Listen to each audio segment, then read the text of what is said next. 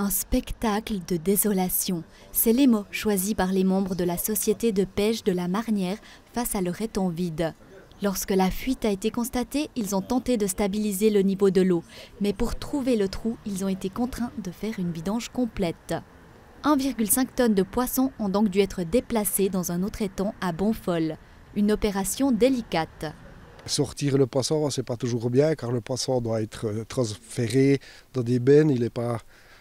Il est sujet aussi à des pertes, à des décès aussi. Et puis c'est toujours une émotion pour tout le monde, pour tous les pêcheurs, parce qu'on l'a nourri tout au long de la saison. Et on se donne beaucoup de peine à gérer l'environnement et ainsi que le poisson.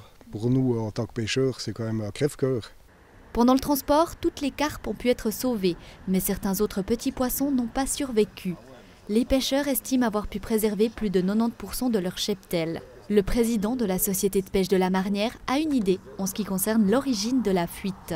On a une grande partie arrière qui est en marne, et puis pas l'avant ici où on a fait la digue en béton, et puis on est en plus sur une faille sismique, on appelle ça une faille sismique, donc qui est sensible aussi au tremblement. Et puis on a pu constater effectivement que c'est à la date du tremblement que l'étang a commencé à descendre.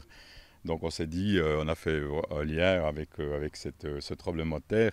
Évidemment qu'il y a d'autres hypothèses possibles, mais c'était quand même un hasard un petit peu spécial pour nous, quoi. Ce n'est pas la première fois que l'étang de la Marnière doit être colmaté. L'histoire de la société, qui a presque 100 ans, est jalonnée de fuites à réparer. Mais le président espère avoir identifié le trou principal et pouvoir effectuer des réparations qui tiennent un moment. Alors en descendant le niveau de l'eau, on était attentif, voir si on avait des remous, des choses comme ça. On a pu identifier un endroit où effectivement il y a une fuite. C'est un endroit sur lequel on va se concentrer aussi pour remettre de la matière et pour accélérer nos travaux un peu là-dessus. Mais on va remettre de la marne tout au long maintenant de la digue. On va essayer de faire des travaux qui puissent tenir pour au moins une génération. Comme ça, moi, je serai à la retraite, je fumerai la pipe pour garder les jeunes la prochaine fois. Mais pour l'instant, pas de repos pour Frédéric Charpillier, qui continue de sauver les poissons trouvés dans le fond d'eau restant. Il en a déjà pris plusieurs à la maison et leur donne une seconde vie en les mettant dans son étang.